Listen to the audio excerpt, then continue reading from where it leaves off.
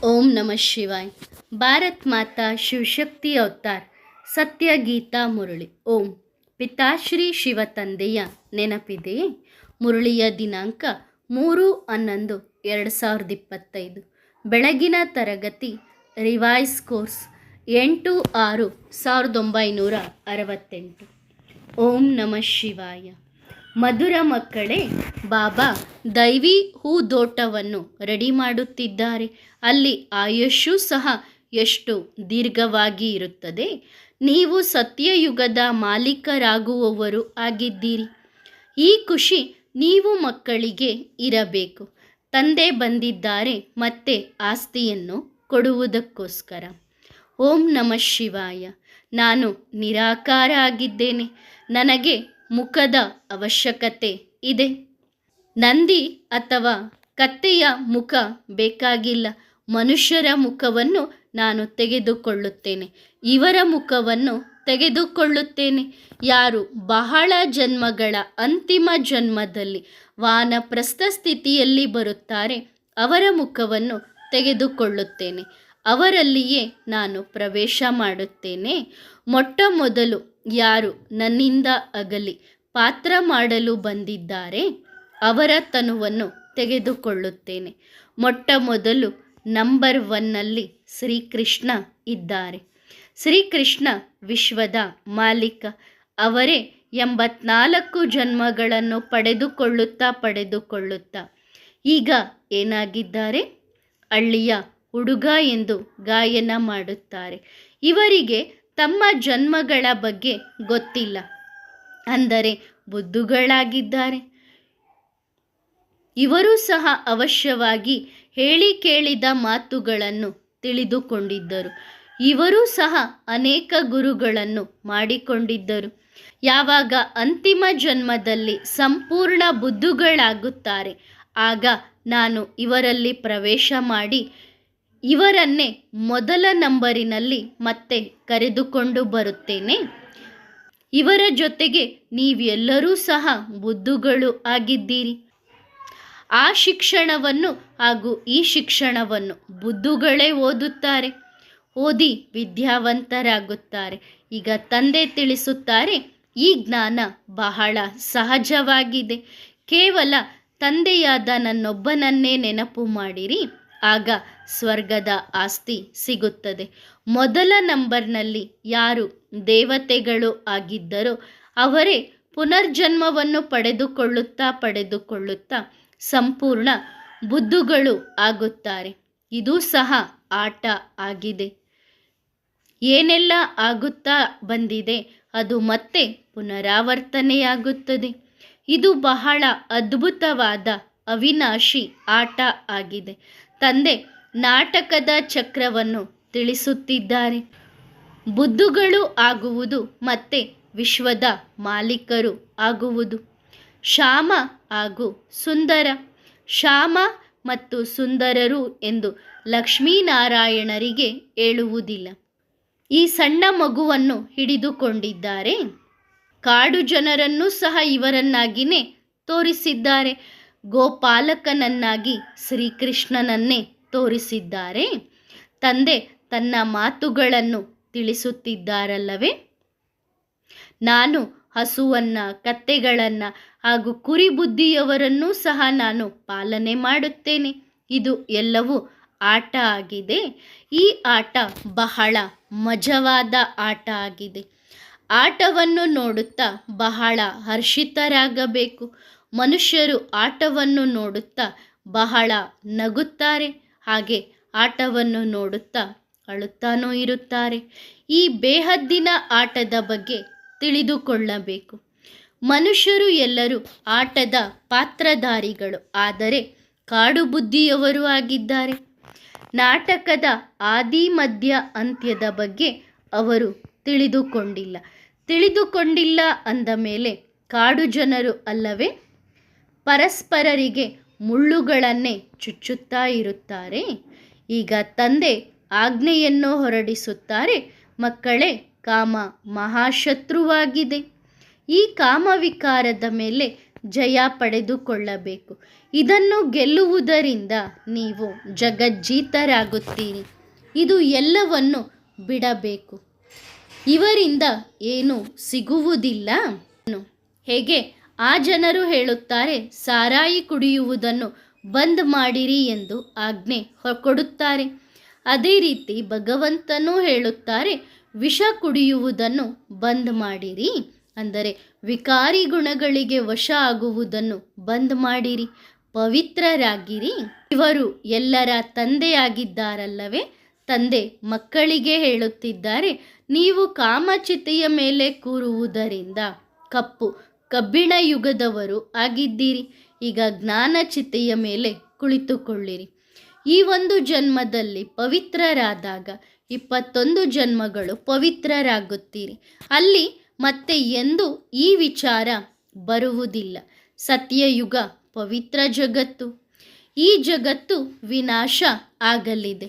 ಮನುಷ್ಯರು ಎಷ್ಟೊಂದು ಲಕ್ಷ ಸಂಪಾದನೆಯನ್ನು ಮಾಡುತ್ತಾರೆ. ಮಾಡಿಟ್ಟ ಆಸ್ತಿಯನ್ನು ಮಕ್ಕಳು ಪಡೆಯಲು ಸಾಧ್ಯವಿಲ್ಲ. ಎಲ್ಲರ ಆಸ್ತಿ ಈ ಜ್ಞಾನ ಯಜ್ಞದಲ್ಲಿ ಸ್ವಾಹ ಆಗುತ್ತದೆ. ಮನುಷ್ಯರು ಅಜ್ಞಾನ ಕಾಲದಲ್ಲಿ ದಾನ ಮಾಡುತ್ತಾರೆ. ದಾನ ಮಾಡುವಾಗ ಅವರು ಈಗ ಮಾಡಿದ ದಾನ ಇನ್ನೊಂದು ಜನ್ಮದಲ್ಲಿ ಅಲ್ಪ ಕಾಲಕ್ಕೋಸ್ಕರ ಸುಖ ಸಿಗುತ್ತದೆ ಎಂದು ತಿಳಿದುಕೊಳ್ಳುತ್ತಾರೆ. ಕೆಲವರು ಹಾಸ್ಪಿಟಲ್ಗಳನ್ನು ಕಟ್ಟಿಸುತ್ತಾರೆ. ಅದರಿಂದ ಇನ್ನೊಂದು ಜನ್ಮದಲ್ಲಿ ಒಳ್ಳೆಯ ಆರೋಗ್ಯ ಸಿಗುತ್ತದೆ. ಅವಶ್ಯವಾಗಿ ಒಳ್ಳೆಯ ಕರ್ಮವನ್ನು ಮಾಡಿದ್ದೇವೆ ಅಂದ ಮೇಲೆ ಅದರ ಫಲ ಸಿಕ್ಕೇ ಸಿಗುತ್ತದೆ. ಅದು ಸಹ ಒಂದು ಜನ್ಮಕ್ಕೋಸ್ಕರ. ಬಡವರಿಗೆ ಹಣ ಇತ್ಯಾದಿಗಳನ್ನು ದಾನ ಮಾಡಿದಾಗ ಇನ್ನೊಂದು ಜನ್ಮದಲ್ಲಿ ಹಣ ಸಿಗುತ್ತದೆ. ಆದರೆ ಮತ್ತೆ ಕಾಯಿಲೆಯು ಬಂದೇ ಬರುತ್ತದೆ. ಅಲ್ಪ ಕಾಲಕ್ಕೋಸ್ಕರ ಹಣ ಸಿಗುತ್ತದೆ. ಈಗ ತಂದೆ ಹೇಳುತ್ತಾರೆ, ನಾನು ಡೈರೆಕ್ಟ್ ಬಂದಿದ್ದೇನೆ. ಯಾವ ರಥದಲ್ಲಿ ನಾನು ಪ್ರವೇಶ ಮಾಡುತ್ತೇನೆ ಅವರನ್ನು ನೋಡಿರಿ. ಅವರು ಏನು ಮಾಡಿದ್ದಾರೆ? ಮಾಡಿಸುವವರು ಆಗಿದ್ದಾರಲ್ಲವೇ? ಈಗ ನೀವು ಹೇಳುತ್ತೀರಿ ಎಲ್ಲವನ್ನು ಬಾಬಾ ಮಾಡಿಸುತ್ತಾರೆ ಎಂದು. ಭಕ್ತಿ ಮಾರ್ಗದಲ್ಲಿ ನಾನು ಮಾಡಿಸುತ್ತೇನಾ ಅಥವಾ ಪ್ರೇರಣೆಯನ್ನು ಮಾಡಿಸುತ್ತೇನಾ? ಇಡೀ ದಿನ ಪ್ರೇರಣೆ ಕೊಡುತ್ತಿರುತ್ತೇನೇನು? ಪ್ರೇರಣೆ ಕೊಡುವಂತಹ ಅಂಗಡಿಯನ್ನೇನಾದರೂ ನಾನು ತೆಗೆದಿದ್ದೇನೆ ಏನು? ತಂದೆ ಸಮ್ಮುಖದಲ್ಲಿ ಹೇಳುತ್ತಾರೆ, ನಾನೇ ಬಂದು ನೀವು ಮಕ್ಕಳಿಗೆ ಓದಿಸುತ್ತಿದ್ದೇನೆ. ಇದು ಯಾರ ಬುದ್ಧಿಯಲ್ಲಿಯೂ ಈ ವಿಚಾರ ಇರಲಿಲ್ಲ. ಶಿವಬಾಬಾ ತಂದೆ, ಶಿಕ್ಷಕ, ಸದ್ಗುರು ಮೂವರು ಒಬ್ಬರೇ ಆಗಿದ್ದಾರೆ. ತಂದೆ ನಮ್ಮ ಪಾಲನೆಯನ್ನು ಮಾಡುತ್ತಿದ್ದಾರೆ. ಆ ತಂದೆ ನಾವು ಮಕ್ಕಳಿಗೆ ಓದಿಸುತ್ತಿದ್ದಾರೆ. ನಮ್ಮನ್ನು ಪಾವನರನ್ನಾಗಿ ಮಾಡುತ್ತಾರೆ. ಹೊಸ ಜಗತ್ತು ರೆಡಿಯಾಗುತ್ತಿದೆ ಅಂದ ಮೇಲೆ ಎಲ್ಲ ಲೆಕ್ಕಾಚಾರವನ್ನು ಚುಕ್ತ ಮಾಡಿ ಮನೆಗೆ ಹೋಗಬೇಕು. ಬಾಕಿ ಈ ಜಗತ್ತಿನಲ್ಲಿ ಕೆಲವರು ಮಾತ್ರ ಉಳಿಯುತ್ತಾರೆ. ಹಳೆಯ ಜಗತ್ತಿನಲ್ಲಿ ಕೋಟಿಗಟ್ಟಲೆ ಜನಸಂಖ್ಯೆ ಇದೆ. ಹೊಸ ಜಗತ್ತಿನಲ್ಲಿ ಬಹಳ ಕಡಿಮೆ ಜನಸಂಖ್ಯೆ ಇರುತ್ತದೆ. ಪ್ರತಿಯೊಂದು ಚಿತ್ರಗಳಲ್ಲಿ ಈ ಮಾತುಗಳನ್ನು ಬರೆಯಬೇಕು. ಯಾರು ಬಹಳ ಭಕ್ತಿ ಮಾಡಿರುತ್ತಾರೆ ಅವರೇ ಬಂದು ಜ್ಞಾನವನ್ನು ಪಡೆದುಕೊಳ್ಳುತ್ತಾರೆ. ಈ ಚಕ್ರ ತಿರುಗುತ್ತಾ ಇರುತ್ತದೆ. ಫಸ್ಟ್ ಇದ್ದದ್ದು ಲಾಸ್ಟಿನಲ್ಲಿ ಬರುತ್ತದೆ.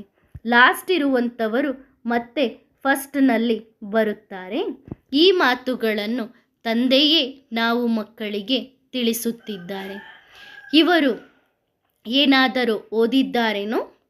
ಭಗವಂತನಿಗೆ ತಂದೆ, ತಾಯಿ, ಶಿಕ್ಷಕ, ಗುರುಗಳು ಇದ್ದಾರೇನೋ? ಯಾರೂ ಇಲ್ಲ. ಆದರೂ ಸಹ ಭಗವಂತನಿಗೆ ಜ್ಞಾನ ಸಾಗರ ಎಂದು ಯಾಕೆ ಹೇಳುತ್ತಾರೆ? ತಂದೆ ಪತಿತ ಪಾವನ ಎಂದು ಹೇಳುತ್ತಾರೆ. ಭಗವಂತ ಬ್ರಹ್ಮನ ಮೂಲಕ ಎಲ್ಲ ವೇದ ಶಾಸ್ತ್ರಗಳ ಸಾರವನ್ನು ತಿಳಿಸುತ್ತಾರೆ. ಅದು ಎಲ್ಲ ಭಕ್ತಿ ಮಾರ್ಗದ ಶಾಸ್ತ್ರಗಳು. ಅದರ ಸಾರವನ್ನು ತಂದೆಯೇ ಮಕ್ಕಳಿಗೆ ತಿಳಿಸುತ್ತಾರೆ. ತಂದೆ ಏನನ್ನೂ ಓದಿಲ್ಲ ಅಂದ ಮೇಲೆ ಗುರುಗಳು ಎಲ್ಲಿಂದ ಬಂದರು? ಈಗ ಶಿವಬಾಬಾ ಹೇಳುತ್ತಾರೆ, ನನ್ನೊಬ್ಬನನ್ನೇ ನೆನಪು ಮಾಡಿದಾಗ ನಿಮಗೆ ಆಸ್ತಿ ಸಿಗುತ್ತದೆ. ಸತ್ಯ ಸತ್ಯ ಈಶ್ವರೀಯ ಪರಿವಾರ ಇದಾಗಿದೆ. ಇದೇ ಮುಂದೆ ದೈವಿ ಪರಿವಾರ ಆಗುತ್ತದೆ. ಈಶ್ವರೀಯ ಪರಿವಾರ ದೊಡ್ಡದು ಅಥವಾ ದೈವಿ ಪರಿವಾರ ದೊಡ್ಡದು? ಎಲ್ಲಕ್ಕೂ ಆಧಾರ ಪದವಿಯ ಮೇಲಿದೆ. ಇಲ್ಲಿ ನಿಮ್ಮದು ರಾಯಲ್ ಸ್ಥಾನ ಇದೆ. ನಿಮ್ಮ ಹತ್ತಿರ ಯಾರೇ ಬಂದರೂ ಅವರು ಹೇಗೆ ಬರುತ್ತಾರೆ ಆ ರೀತಿ ನೀವು ನೋಡುತ್ತೀರಿ. ಕೆಲವರು ಏನನ್ನೂ ತಿಳಿದುಕೊಳ್ಳುವುದಿಲ್ಲ. ನಾವು ವೈಶಾಲಯದ ನಿವಾಸಿಗಳಾಗಿದ್ದೇವೆ, ನಾವು ವಿಕಾರಿಗಳಾಗಿದ್ದೇವೆ ಎಂದು ತಿಳಿದುಕೊಳ್ಳುವುದಿಲ್ಲ. ಆದರೆ ಮಕ್ಕಳು ತಿಳಿಸಿಕೊಡುವುದಕ್ಕೋಸ್ಕರ ಬಹಳ ಪರಿಶ್ರಮ ಪಡಬೇಕಾಗುತ್ತದೆ. ಏಕೆಂದರೆ ಅವರು ಜ್ಞಾನವನ್ನು ತಿಳಿದುಕೊಳ್ಳುವುದರಿಂದಲೇ ಟ್ರಾನ್ಸ್ಫರ್ ಆಗುತ್ತಾರೆ. ನೀವು ತಿಳಿಸಿಕೊಡುವುದರಿಂದ ಅವರನ್ನು ಮುಂದೆ ಟ್ರಾನ್ಸ್ಫರ್ ಮಾಡಬೇಕು. ಮನುಷ್ಯರಿಂದ ದೇವತೆಗಳನ್ನಾಗಿ ಮಾಡಬೇಕು. ಮನುಷ್ಯರಿಗೆ ಎಷ್ಟೊಂದು ಗುಣಗಳು ಸುಧಾರಣೆಯಾಗಬೇಕು. ಎಲ್ಲಿ ದೇವತೆಗಳು, ಎಲ್ಲಿ ಮನುಷ್ಯರು? ಹಗಲು ರಾತ್ರಿಯ ವ್ಯತ್ಯಾಸ ಇದೆ ತಾನೆ? ಇಬ್ಬರಿಗೂ ಗುಣಗಳಲ್ಲಿ ವ್ಯತ್ಯಾಸ ಇದೆ.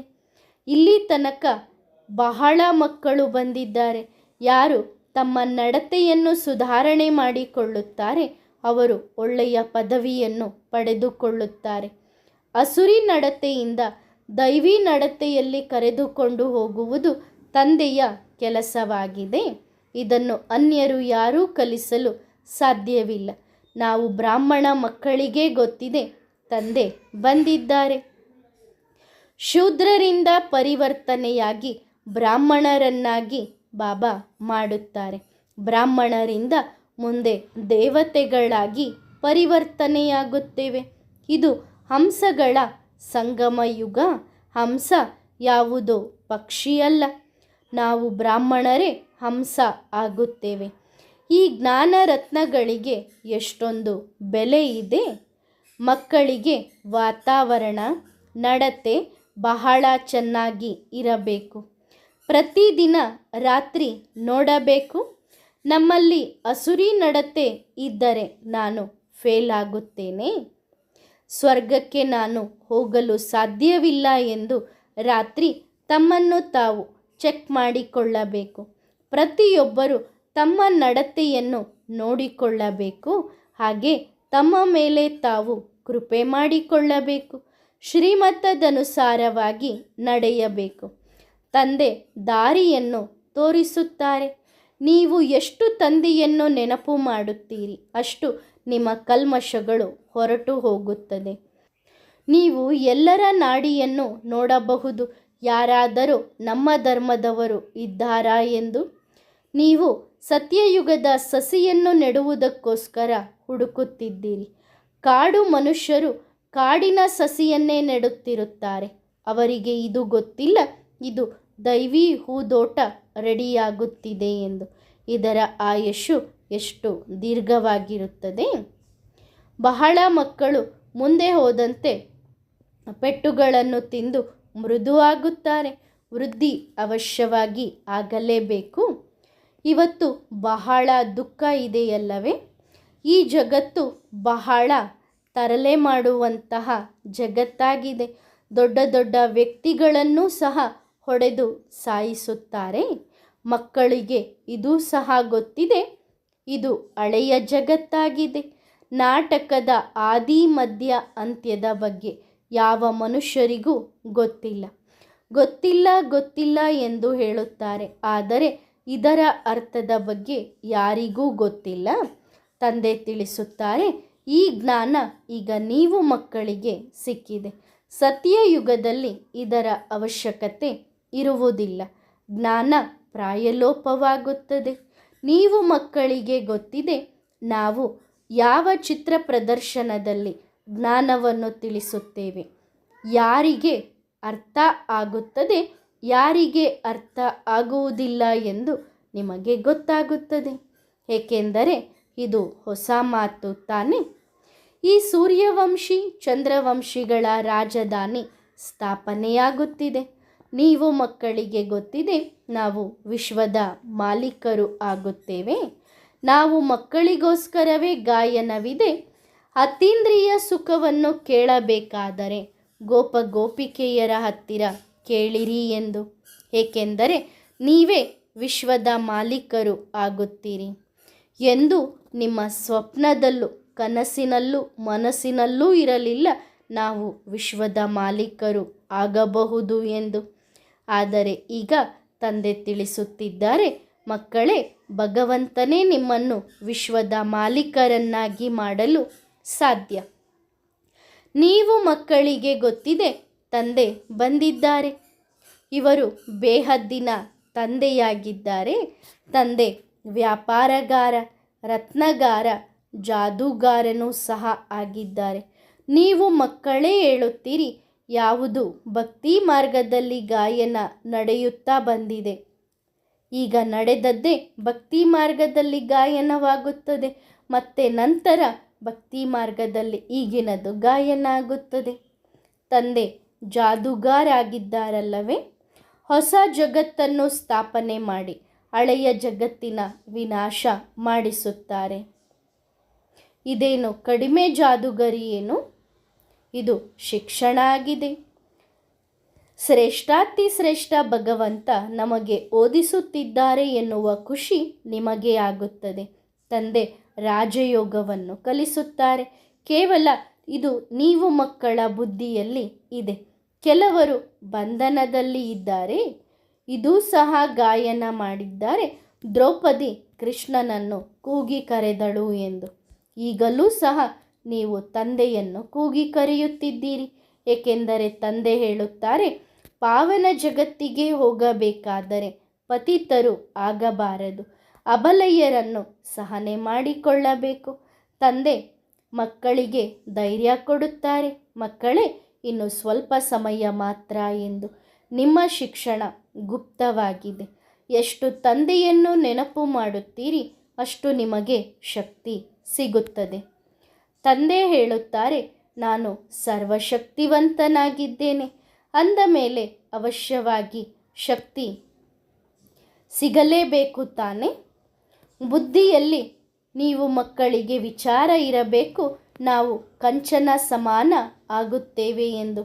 ನಾವು ಕಂಚನ ಆಗುತ್ತಾ ಅನ್ಯರನ್ನು ಕಂಚನರನ್ನಾಗಿ ಮಾಡಬೇಕು. ತಂದೆ ಯಾವಾಗಲೂ ಹೇಳುತ್ತಾರೆ, ಯಾರು ನಿಶ್ಚಯ ಬುದ್ಧಿಯವರು ಆಗುತ್ತಾರೆ ಅಂಥವರನ್ನೇ ತಂದೆಯ ಹತ್ತಿರ ಕರೆದುಕೊಂಡು ಬರಬೇಕು. ನಾವು ಮಕ್ಕಳಿಗೆ ಗೊತ್ತಿದೆ, ತಂದೆಯ ಹತ್ತಿರ ಯಾವ ಉಡುಗೊರೆಯನ್ನು ತೆಗೆದುಕೊಂಡು ಹೋಗಬೇಕು ಎಂದು. ಒಳ್ಳೊಳ್ಳೆ ಹೂಗಳನ್ನು ಕೆಲವು ಸಮಯದ ನಂತರ ಮಾಯೆ ಬಾಡಿಸುತ್ತದೆ, ದೇಹಾಭಿಮಾನದಲ್ಲಿ ತಂದು ಹಾಕುತ್ತದೆ. ಮ್ಯೂಸಿಯಂಗಳಲ್ಲೂ ಸಹ ನೀವು ಪ್ರಶ್ನೆ ಮಾಡಬಹುದು, ನಾವು ತಂದೆಯೊಂದಿಗೆ ಅಥವಾ ಪರಮಾತ್ಮನೊಂದಿಗೆ ಯೋಗ ಹೇಗೆ ಜೋಡಿಸಬೇಕು? ಮೂಲ ಮಾತು ಇದೇ ಆಗಿದೆ. ಈ ರೀತಿ ಯಾರಾದರೂ ಕೇಳಿದ್ದೀರಾ? ಇದು ತಿಳಿದುಕೊಳ್ಳುವಂತಹ ಮೂಲ ಮಾತಾಗಿದೆ. ಭಾರತದ ಪ್ರಾಚೀನ ಯೋಗ ಇನ್ನೂ ಪ್ರಸಿದ್ಧಿ ಇದೆ. ಆದರೆ ಪರಮಾತ್ಮನ ರೂಪ ಏನು ಎಂದು ಕೆಲವರು ಗೊಂದಲ ಪಡುತ್ತಾರೆ. ತಂದೆಯ ಬಗ್ಗೆ ನಾವು ಹೇಗೆ ತಿಳಿಸುವುದು? ಈ ಮುಖ್ಯ ಪ್ರಶ್ನೆಯನ್ನು ಕೇಳುತ್ತಾ ಇರುತ್ತಾರೆ. ನೀವು ಆತ್ಮ ಆಗಿದ್ದೀರಿ ಎಂದು ತಿಳಿಸಿಕೊಡಿರಿ. ಆತ್ಮನೇ ಪತಿತ ಆಗುತ್ತದೆ. ಆತ್ಮನೇ ಪರಮಾತ್ಮನನ್ನು ಕೂಗಿ ಕರೆಯುತ್ತದೆ. ಅವಶ್ಯವಾಗಿ ನಿಮಗೂ ಕೇಳುತ್ತಾರೆ. ಮೂಲ ಮಾತು ತಂದೆಯೊಂದಿಗೆ ಯೋಗ ಹೇಗೆ ಜೋಡಿಸುವುದು? ನೀವು ಹೇಳಬೇಕಾಗುತ್ತದೆ, ನಿಮ್ಮನ್ನು ಆತ್ಮ ಎಂದು ತಿಳಿದುಕೊಳ್ಳಿರಿ, ನೀವು ಶರೀರ ಅಲ್ಲ. ಮೊಟ್ಟ ಮೊದಲು ಈ ಮಾತನ್ನು ತಿಳಿಸಬೇಕು. ನಾವೆಲ್ಲ ಆತ್ಮರುಗಳಿಗೂ ತಂದೆ ಪರಮಾತ್ಮ ಆಗಿದ್ದಾರೆ. ನಾವು ಸಹೋದರರು. ಪರಮಾತ್ಮ ತಂದೆಯ ಆಸ್ತಿಗೆ ಹಕ್ಕುದಾರರಾಗಿದ್ದೇವೆ. ಈ ಮಾತುಗಳು ಜಾಸ್ತಿ ನಡೆಯುತ್ತದೆ ಅಥವಾ ಚಿತ್ರಗಳ ಬಗ್ಗೆ ತಿಳಿಸಿಕೊಡುತ್ತೀರೋ? ಮುಖ್ಯ ಮಾತು ಇದಾಗಿದೆ, ಕಠಿಣ ಮಾತು ಸಹ ಇದಾಗಿದೆ. ನಿಮಗೋಸ್ಕರ ಇದು ಕಷ್ಟ ಎಂದು ಕೆಲವರು ಹೇಳುತ್ತಾರೆ. ಯಾರು ನೀವು ನೆನಪಿನ ಯಾತ್ರೆಯಲ್ಲಿ ಇರುವುದಿಲ್ಲ ಅವರಿಗೆ ಇದು ಕಷ್ಟ ಆಗುತ್ತದೆ. ನಿಮ್ಮನ್ನು ಆತ್ಮ ಎಂದು ತಿಳಿದು ತಂದೆಯನ್ನು ನೆನಪು ಮಾಡಿರಿ. ತಂದೆಯೇ ಪತಿತ ಪಾವನ ಆಗಿದ್ದಾರೆ. ಆ ತಂದೆ ನಮ್ಮನ್ನು ಪಾವನರನ್ನಾಗಿ ಮಾಡುತ್ತಾರೆ. ಸತ್ಯಯುಗದಲ್ಲಿ ಜಗತ್ತು ಪವಿತ್ರವಾಗಿತ್ತು. ಈಗ ಇದು ಅಪವಿತ್ರ ಜಗತ್ತು ಆಗಿದೆ. ಈಗ ಪ್ರಶ್ನೆ ಎಂದರೆ, ನಾವು ಪತಿತರಿಂದ ಹೇಗೆ ಪಾವನರಾಗುವುದು? ಭ್ರಷ್ಟಾಚಾರಿಗಳಿಂದ ಹೇಗೆ ಶ್ರೇಷ್ಠಾಚಾರಿಗಳಾಗುವುದು? ಅವಶ್ಯವಾಗಿ ಅನ್ಯರಿಗೂ ಈ ದಾರಿಯನ್ನು ತೋರಿಸಿರಿ, ನಾವು ತಂದೆಯ ಹತ್ತಿರ ಹೇಗೆ ತಲುಪುತ್ತೇವೆ ಎಂದು. ಭಕ್ತಿ ಮಾಡುವುದೇ ಭಗವಂತನನ್ನು ಪಡೆದುಕೊಳ್ಳಲು. ಈ ಮಾತಿನ ಬಗ್ಗೆ ಮಕ್ಕಳನ್ನು ಕರೆದುಕೊಂಡು ಬನ್ನಿರಿ. ವೃಕ್ಷದ ಬಗ್ಗೆ ಬಹಳ ಸಹಜವಾಗಿ ತಿಳಿಸಬಹುದು. ಮೊದಲು ಈ ಮಾತನ್ನು ಕಲಿಸಿರಿ, ನಾವು ತಂದೆಯ ಮಕ್ಕಳಾಗಿದ್ದೇವೆ. ತಂದೆಯ ಮಕ್ಕಳು ಪಾವನರಾಗಿ ಪಾವನ ಜಗತ್ತಿಗೆ ಹೇಗೆ ಯೋಗ್ಯರಾಗಬೇಕು ಎನ್ನುವುದನ್ನು ಕಲಿಸಿರಿ. ಇಲ್ಲಿ ಪಾವನರು ಒಬ್ಬರೂ ಇಲ್ಲ. ಸರ್ವರನ್ನೂ ಪಾವನರನ್ನಾಗಿ ಮಾಡುವಂಥವರು ಒಬ್ಬ ತಂದೆಯಾಗಿದ್ದಾರೆ. ನಾವೆಲ್ಲ ಆತ್ಮರುಗಳಿಗೂ ತಂದೆ ಹೇಳುತ್ತಾರೆ, ತಂದೆಯಾದ ನನ್ನೊಬ್ಬನನ್ನೇ ನೆನಪು ಮಾಡಿದಾಗ ನೀವು ತಮೋಪ್ರಧಾನರಿಂದ ಸತೋಪ್ರಧಾನರಾಗುತ್ತೀರಿ. ಇದನ್ನು ನೆನಪು ಮಾಡಿಸಬೇಕು. ಬೇಹದ್ದಿನ ತಂದೆಯ ಜೊತೆಗೆ ಡೈರೆಕ್ಟ್ ಕನೆಕ್ಷನ್ ಇಟ್ಟುಕೊಳ್ಳಬೇಕು. ಮೂಲ ಮಾತು ಮನುಷ್ಯರು ಪಾವನರು ಹೇಗೆ ಆಗುವುದು ಎನ್ನುವುದು ಆಗಿದೆ. ಆತ್ಮವೇ ಪವಿತ್ರ ಅಪವಿತ್ರ ಆಗುತ್ತದೆ. ಈಗ ಕಲಿಯುಗ ತಮೋಪ್ರಧಾನ ಆಗಿದೆ. ಕಬ್ಬಿಣ ಯುಗದಿಂದ ಬಂಗಾರದ ಯುಗ ಹೇಗೆ ಆಗುತ್ತದೆ? ಅರ್ಧ ಕಲ್ಪ ಪಾವನರಾಗಬೇಕು, ನಂತರ ಮತ್ತೆ ಪತಿತರಾಗುತ್ತೇವೆ. ಇದು ಈಶ್ವರೀಯ ಮಿಷನ್. ನಾವು ಈಶ್ವರೀಯ ಪರಿವಾರದವರಾಗಿದ್ದೇವೆ. ಎಲ್ಲರ ತಂದೆ ಈಶ್ವರ ಆಗಿದ್ದಾರೆ ಅಲ್ಲವೇ? ಮೊಟ್ಟ ಮೊದಲು ಈಶ್ವರೀಯ ಪರಿವಾರದವರು ಅವಶ್ಯವಾಗಿ ಆಗಬೇಕು. ತಂದೆಯೇ ಬಂದು ನಾವು ಮಕ್ಕಳಿಗೆ ಓದಿಸುತ್ತಿದ್ದಾರೆ. ಯಾವಾಗ ನಾವು ಈ ಶಿಕ್ಷಣವನ್ನು ಓದುತ್ತೇವೆ, ಆಗ ದೈವಿ ಪರಿವಾರದವರು ಆಗುತ್ತೇವೆ. ಈಶ್ವರ ಹೇಗೆ ಓದಿಸುತ್ತಾರೆ? ಈಶ್ವರ ಓದಿಸಿದ ನಂತರವೇ ನಾವು ಈಶ್ವರೀಯ ಪರಿವಾರದವರು, ದೈವಿ ಪರಿವಾರದವರು ಆಗುತ್ತೇವೆ. ಅವಶ್ಯವಾಗಿ ಏಣಿ ಕೆಳಗೆ ಇಳಿಯಲೇಬೇಕು. ಗಳಿಗೆಗಳಿಗೆಗೂ ಕೆಲವರು ಕೇಳುತ್ತಾರೆ, ತಂದೆಯನ್ನು ಹೇಗೆ ನೆನಪು ಮಾಡಬೇಕು, ಹೇಗೆ ಯೋಗದಲ್ಲಿ ಇರಬೇಕು ಎಂದು. ನಾನು ಆತ್ಮ, ತಂದೆಯನ್ನು ಹೇಗೆ ನೆನಪು ಮಾಡಬೇಕು ಎಂದು ಈ ಪ್ರಶ್ನೆಗಳನ್ನು ಕೇಳುತ್ತಾ ಇರುತ್ತಾರೆ. ನೀವು ಪಾವನರಾಗಬೇಕಾದರೆ ತಂದೆಯನ್ನು ನೆನಪು ಮಾಡಬೇಕು. ಮೊದಲ ಮಾತು ಇದಾಗಿದೆ. ಅವರಿಗೆ ಹೇಳಿರಿ, ಮೊದಲು ತಂದೆಯನ್ನು ಅರ್ಥ ಮಾಡಿಕೊಳ್ಳಿರಿ, ತಂದೆಯ ಬಗ್ಗೆ ತಿಳಿದುಕೊಳ್ಳಿರಿ. ಪಾವನರಾಗುವುದಕ್ಕೋಸ್ಕರ ತಂದೆಯನ್ನು ನೆನಪು ಮಾಡಿರಿ. ಅನ್ಯ ಮಾತುಗಳ ಬಗ್ಗೆ ನೀವು ತಾವಾಗಿಯೇ ನಂತರದಲ್ಲಿ ತಿಳಿದುಕೊಳ್ಳುತ್ತೀರಿ. ನೀವು ರಾಜಯೋಗಿಗಳಾಗಿದ್ದೀರಿ. ಅನ್ಯರಿಗೂ ಸಹ ಈ ದಾರಿಯನ್ನು ತೋರಿಸಬೇಕು. ಮೂಲ ಮಾತು ಇದಾಗಿದೆ. ಅನ್ಯ ಮಾತುಗಳಲ್ಲಿ ಹೋಗುವುದರಿಂದ ಯಾವ ಲಾಭವೂ ಇಲ್ಲ. ಒಬ್ಬ ಅವ್ಯಭಿಚಾರಿ ನೆನಪಿನಲ್ಲಿ ಇರಬೇಕು. ಸಾಧು ಸಂತರೆಲ್ಲರೂ ಭಕ್ತಿ ಮಾರ್ಗವನ್ನು ಕಲಿಸುತ್ತಾರೆ. ತಂದೆ ಸ್ವಯಂ ಹೇಳುತ್ತಾರೆ, ನನ್ನೊಬ್ಬನನ್ನೇ ನೆನಪು ಮಾಡಿದಾಗ ನಿಮ್ಮ ವಿಕರ್ಮ ವಿನಾಶವಾಗುತ್ತದೆ. ತಂದೆ ಹೇಳುತ್ತಾರೆ, ಬ್ರಹ್ಮನ ಕರ್ಮೇಂದ್ರಿಯದ ಮೂಲಕ ನಾನು ಹೇಳುತ್ತೇನೆ. ಬ್ರಹ್ಮ ಎಂದರೆ ಯಾರು? ಇದನ್ನು ಸ್ಪಷ್ಟವಾಗಿ ಬರೆದು ಹಾಕಿರಿ. ಭಗವಂತ ಹೇಳುತ್ತಿದ್ದಾರೆ, ನೀವು ನಿಮ್ಮ ಜನ್ಮಗಳ ಬಗ್ಗೆ ತಿಳಿದುಕೊಂಡಿಲ್ಲ. ತಂದೆಯೇ ಬಂದು ನಾವು ಮಕ್ಕಳಿಗೆ ಎಲ್ಲವನ್ನೂ ತಿಳಿಸುತ್ತಾರೆ. ಮುಖ್ಯ ಮಾತು ತಂದೆಯನ್ನು ನೆನಪು ಮಾಡುವುದು. ತಂದೆಯಿಂದಲೇ ಆಸ್ತಿ ಸಿಗುತ್ತದೆ. ತಂದೆಯನ್ನು ನೆನಪು ಮಾಡಿದಾಗ ಬುದ್ಧಿಯೊಳಗಿನ ಕಸ ಹೊರಟು ಹೋಗುತ್ತದೆ. ಇದರಲ್ಲಿ ಖುಷಿಯಾಗಬೇಕು. ನೀವೆಲ್ಲರೂ ಇದರಲ್ಲಿಯೇ ಗೊಂದಲ ಪಡುತ್ತೀರಿ. ನೆನಪನ್ನು ಮರೆತು ಬಿಡುತ್ತೀರಿ. ಬಲೆ ನೌಕರಿ ಇತ್ಯಾದಿಗಳನ್ನು ಮಾಡಿರಿ. ಅವುಗಳನ್ನು ಮಾಡುತ್ತಾ ನೆನಪು ಮಾಡಬೇಕು, ನಾನೀಗ ಮನೆಗೆ ಹೋಗಬೇಕು. ಮನೆಗೆ ಹೋಗುವುದಕ್ಕೆ ಇನ್ನು ಸ್ವಲ್ಪ ಸಮಯ ಮಾತ್ರ ಇದೆ ಎಂದು ನೆನಪಿನಲ್ಲಿ ಇರಬೇಕು. ಭವಿಷ್ಯಕ್ಕೋಸ್ಕರ ಈಗ ತಂದೆಯನ್ನು ನೆನಪು ಮಾಡಬೇಕು.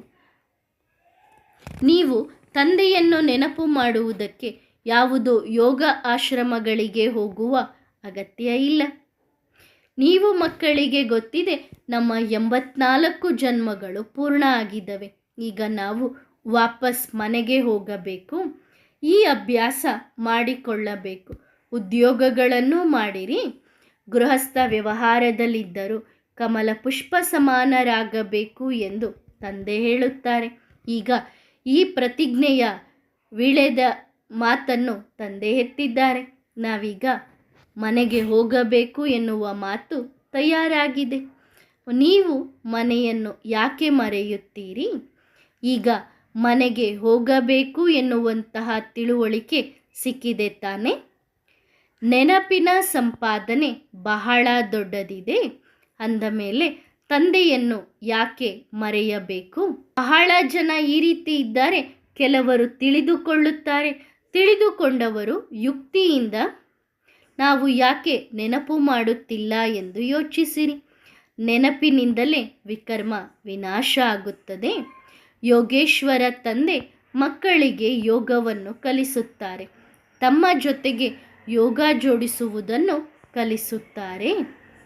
ಒಳ್ಳೆಯದು. ಮಧುರಾತಿ ಮಧುರ ಸಿಕ್ಕಿಲ್ಲದೆ ಮಕ್ಕಳಿಗೆ ಆತ್ಮಿಕ ಬಾಪ್ ಹಾಗೂ ದಾದಾರವರ ನೆನಪು, ಪ್ರೀತಿ ಮತ್ತು ಸುಪ್ರಭಾತ. ಆತ್ಮಿಕ ಮಕ್ಕಳಿಗೆ ಆತ್ಮಿಕ ತಂದೆಯ ನಮಸ್ತೆ. ವರದಾನ: ಶುಭಚಿಂತಕರಾಗಿರಿ. ಶುಭ ಚಿಂತನೆ ಅಂದರೆ ಅರ್ಥ ಸಮರ್ಥ ಸಂಕಲ್ಪ. ಅಮೃತ ವೇಳೆಯಲ್ಲಿ ಎದ್ದರೂ ಶುಭ ಚಿಂತನೆ ಅಥವಾ ಶುಭ ಸಂಕಲ್ಪಗಳನ್ನು ಮಾಡಬೇಕು. ಹೇಗೆ ಅಮೃತ ವೇಳೆ ಶಕ್ತಿಶಾಲಿ ತಂದೆಯ ಸ್ನೇಹ ಸಹಿತ ಶುಭ ಸಂಕಲ್ಪಗಳನ್ನು ಮಾಡುತ್ತೀರಿ, ಅದೇ ರೀತಿ ಇಡೀ ದಿನದಲ್ಲಿ ಅದರ ಪ್ರಭಾವ ಇರುತ್ತದೆ. ಏಕೆಂದರೆ ಅಮೃತ ವೇಳೆ ಆದಿಕಾಲವಾಗಿದೆ. ಅದು ಸತೋಪ್ರಧಾನ ಸಮಯ. ಹೇಗೆ ಗಾಯನ ಇದೆ, ಬ್ರಹ್ಮನ ಸಂಕಲ್ಪದಿಂದ ಸೃಷ್ಟಿ ರಚನೆಯಾಯಿತು. ಅಂದ ಮೇಲೆ ಸಂಕಲ್ಪಕ್ಕೆ ಎಷ್ಟೊಂದು ಮಹತ್ವವನ್ನು ತೋರಿಸುತ್ತಾರೆ ತಾನೆ. ಬ್ರಹ್ಮನ ಆದಿಕಾಲದಲ್ಲಿ ರಚಿಸುತ್ತಾರೆ. ಅದೇ ರೀತಿ ನೀವು ಬ್ರಾಹ್ಮಣರು ಆದಿಕಾಲ ಅಂದರೆ ಅರ್ಥ ಅಮೃತ ವೇಳೆಯಲ್ಲಿ ಯಾವ ಸಂಕಲ್ಪಗಳನ್ನು ರಚಿಸುತ್ತೀರಿ, ಅದೇ ರೀತಿ ಇಡೀ ದಿನದ ದಿನಚರಿ ರೂಪಿ ಸೃಷ್ಟಿ ಆಟೋಮೆಟಿಕಲಿ ನಡೆಯುತ್ತಿರುತ್ತದೆ. ಒಳ್ಳೆಯದು. ಓಂ ನಮಃ ಶಿವಾಯ.